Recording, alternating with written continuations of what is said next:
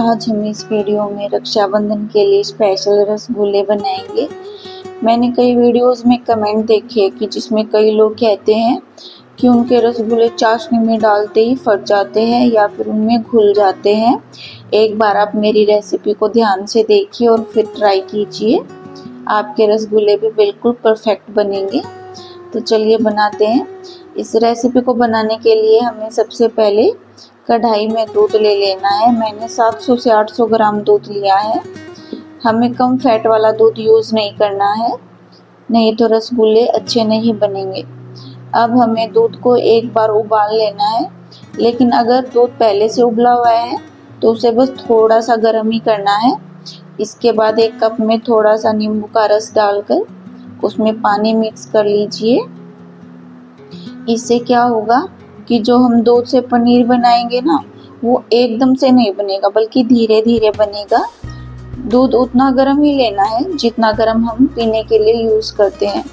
अगर पहले से उबाल रखा है दूध तो उसे पहले थोड़ा सा ठंडा कर लेना है और फिर उसका पनीर बनाना है। ऐसा करने से दूध बिल्कुल धीरे धीरे फटेगा और सॉफ्ट छेना बनकर रेडी होगा। धीरे धीरे करके नींबू वाला पानी डालते जाना है, धीरे धीरे ही दूध को चलाते रहना है और उसके बाद ये 1-2 मिनट में बिल्कुल अच्छे से फट जाएगा। अब 2 से 3 मिनट के लिए पनीर को ऐसे ही रहने दे, फिर उसे कपड़े में डाल लेना है ताकि इसका एक्स्ट्रा पानी निकल जाए और हाथों से ऐसे दबाकर निकालना है।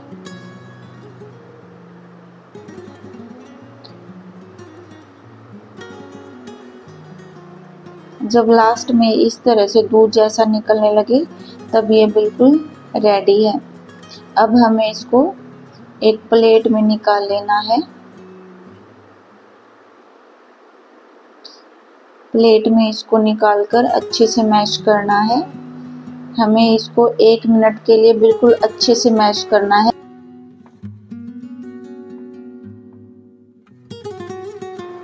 मैश करने के बाद इसमें थोड़ा सा फैट ऐड करने के लिए थोड़ा सा घी डाल लेंगे। अब घी को भी अच्छे से मिक्स करेंगे। इससे क्या होगा कि जो इसके अंदर फैट की कमी होगी वो भी पूरी हो जाएगी।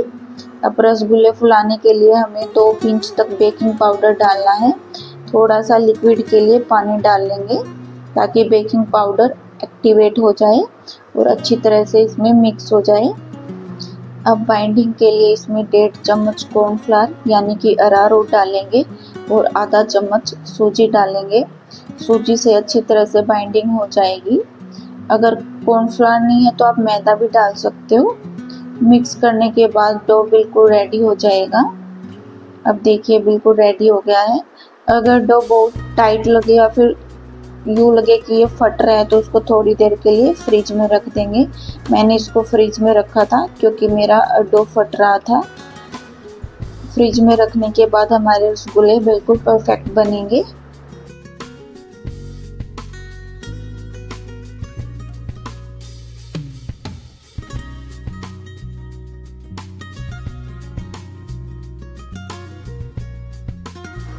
अब हम थोड़ा सा डो लेकर ऐसे छोटी छोटी बॉल बनाएंगे। अगर अब भी फ्रिज में रखने के बाद भी आपकी बॉल परफेक्ट नहीं बन रहे हैं, एक्चुअली मेरी भी परफेक्ट नहीं बनी थी, तो ऐसे दोनों हथेली से अच्छे से मैश करिए और साथ साथ रसगुल्ले की शेप देते रहिए। ये देखिए ऐसे मैश करना है। पहले जब मैं बना रही थी तो बहुत ज़्यादा क्रैकी हो रहे थे, अब बिल्कुल अच्छे से शेप में आ गए हैं। आप चाहो तो साइज अपने हिसाब से बना सकते हो। साइज उस हिसाब से ही रखना है जितना आपको चाहिए, क्योंकि ये फूलने के बाद डबल साइज से भी बड़े हो जाएंगे। ये देखिए एक एक करके सारी बॉल ऐसे ही बना लेनी है तो ये बहुत परफेक्ट बनेंगी और फटेगी भी नहीं। अब इनको चाशनी में पकाना है तो बड़ी हाइट का पतीला लेंगे और उसके बाद उसमें चीनी डालना है। चीनी हमें 2 कप डालनी है और 1 कप पानी डालना है। जब हमारा पानी उबल जाए तो इसका मतलब ये तैयार हो गई है। सबसे पहले एक बोल ही डालकर देखेंगे, अगर ये नहीं फट रही है तो इसका मतलब हमारी बोल बिल्कुल परफेक्ट बनी है। ऐसे ही करके हम एक एक करके सारी बोल इसमें डाल देंगे और इसे ढककर 5 मिनट के लिए रख देंगे। अगर ये बोल चाशनी में घुल जाती या फिर फट जाती तो हमें बाकी का जो मिक्स है उसमें थोड़ी सी सूजी और ऐड कर लेनी थी, बिल्कुल हाफ टी स्पून जितना, तब ये बिल्कुल परफेक्ट बन जाएंगे और नहीं फटेंगे। हमें अब धीरे धीरे करके गर्म पानी डालते रहना है। गर्म पानी साइड में पतीले में गर्म कर लीजिए और धीरे धीरे करके 5 से 6 बार के लिए इसमें धीरे धीरे करके पानी डालते रहिए।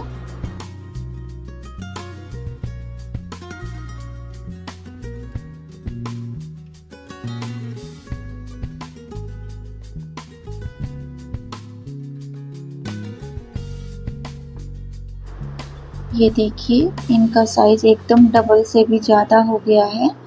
अब मैं आपको चेक करके दिखाती हूँ। ये देखिए ये चाशनी के ऊपर ही तैर रही है। जब ये बिल्कुल रेडी हो जाएगी तब ये चाशनी के अंदर बैठ जाएगी।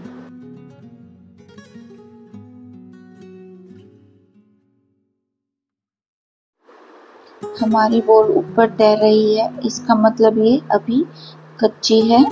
हमें इनको तब तक पकाते रहना है जब तक ये चाशनी के नीचे ना बैठ जाए। जब चाशनी इनके अंदर चली जाएगी तो इसका वेट बढ़ता रहेगा और ये बिल्कुल नीचे बैठ जाएंगे।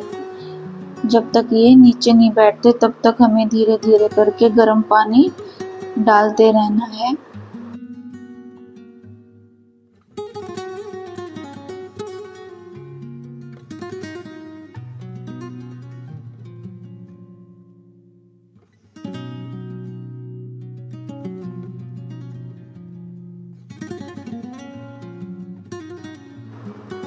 आप चाहो तो थोड़ी देर और ढककर इनको पका सकते हो। ढककर पकाने से ये थोड़ा और जल्दी बनेंगे।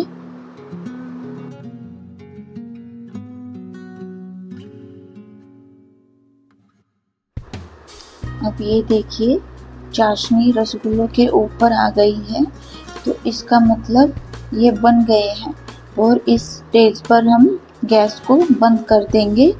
हमें तकरीबन 2 घंटे तक इनको ठंडा होने के लिए रख देना है और ठंडा होने के बाद ये खाने के लिए बिल्कुल रेडी हो जाएंगे। ये देखिए 2 घंटे बाद ये बिल्कुल अंदर तक इनमें चाशनी चली गई है और ये फूलकर डबल साइड से भी ज़्यादा हो गए हैं। आप एक बार इस रेसिपी से रसगुल्ले ट्राई करेंगे तो बिल्कुल परफेक्ट बनेंगे और फटेंगे भी नहीं। Bye bye, stay tuned for the next video.